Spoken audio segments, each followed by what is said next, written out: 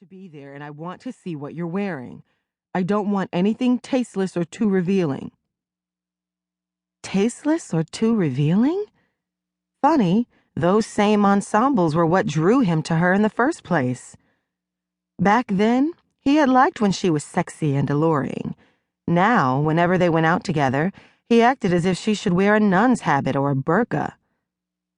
"You want to inspect my clothes?" She stood, shrugged out of her satin robe, and tossed it over the vanity bench. "James, give me some credit. I've been dressing myself since I was 7 years old. I know what's appropriate and what isn't. I swear that I'll wear something nice, okay?" "And I can only imagine what your interpretation of nice is. No, I want to see the dress. If it isn't right, I need time to look through that football field of a closet of yours to find something suitable. I want you to show it to me tomorrow, no later, understood?"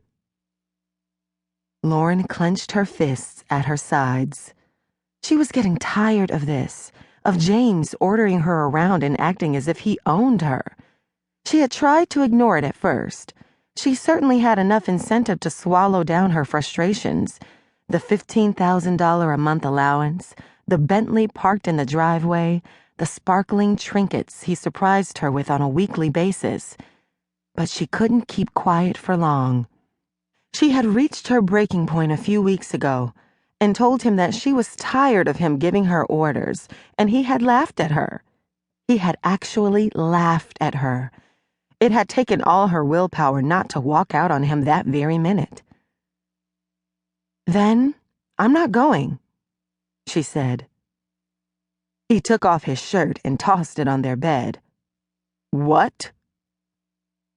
"I said I'm not going to the party." She pushed back her shoulders. At her full height, 5'1/2", she wasn't a very imposing figure, but all the same, she wanted him to know that she meant business, that she meant what she said. "If you feel you have to approve of what I wear before you're willing to bring me in front of your precious law partners and clients, then, damn it, I'll stay home." He narrowed his eyes at her. His stare was glacial, meant to freeze all the willpower out of her. But she was too hot with anger to be intimidated by him tonight. "Lauren, don't issue me ultimatums. You're not in a position to. Just be a good little girl and do as I say." He raised his eyebrows. "All right?" "You treat me like a child, and it's getting old." She threw up her hands. "In fact, it's past getting old. It's damn near ancient." Lauren's heart thudded in her chest. They had been together for 2 years, and half of that time she had made excuses for him and excuses to stay.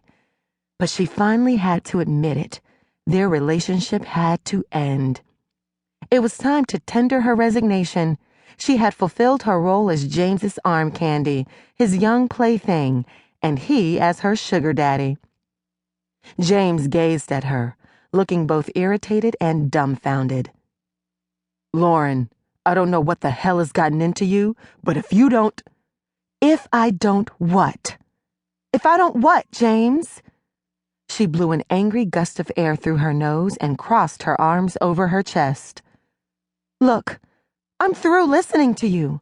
I'm tired of putting up with all your bullshit. I'm done." "You're done? So you're done with me and my money? You're done with all those clothes in your closet? You're done with the trips to St. Bart's in Paris?" He chuckled. "I know you, Lauren. I know you better than you know yourself, sweetheart. There's no way you're done with me." And he's so sure of himself.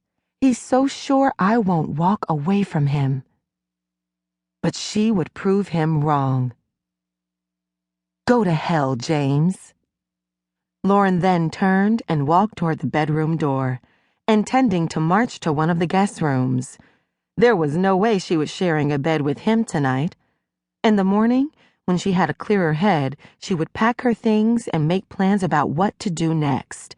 She could move in with her mother or one of her sisters. She still had a few culinary classes to complete, but maybe she could get a job as a cook somewhere. She was talented.